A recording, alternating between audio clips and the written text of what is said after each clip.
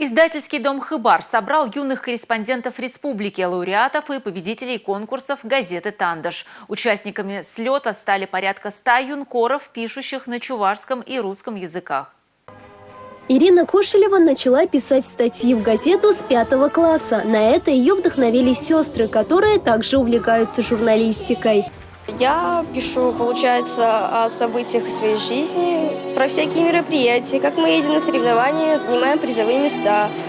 Наверное, самая любимая заметка – «Хирджихизем».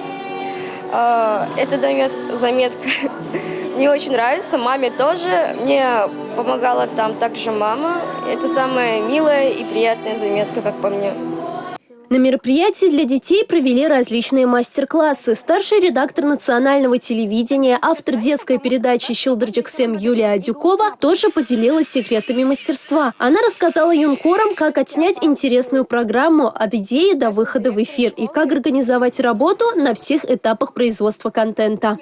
Дети учатся правильно излагать информацию. Информация – это, наверное, одно из важнейших направлений, можно так сказать, которое на данный момент мы имеем. И то, что дети его правильно структурируют, правильно излагают и стремятся, наверное, в профессию. Я уверен, если у деток поспрашивают, кем они мечтают стать, по большей части, я думаю, они скажут журналистами.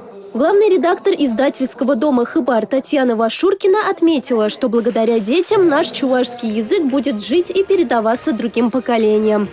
Полный зал детей, которые любят чувашский язык. Многие из них в национальных чувашских костюмах. Они ежедневно разговаривают на чувашском языке, они пишут на чувашском языке. А значит, наша главная цель по сохранению чувашского языка достигается именно через этих детей.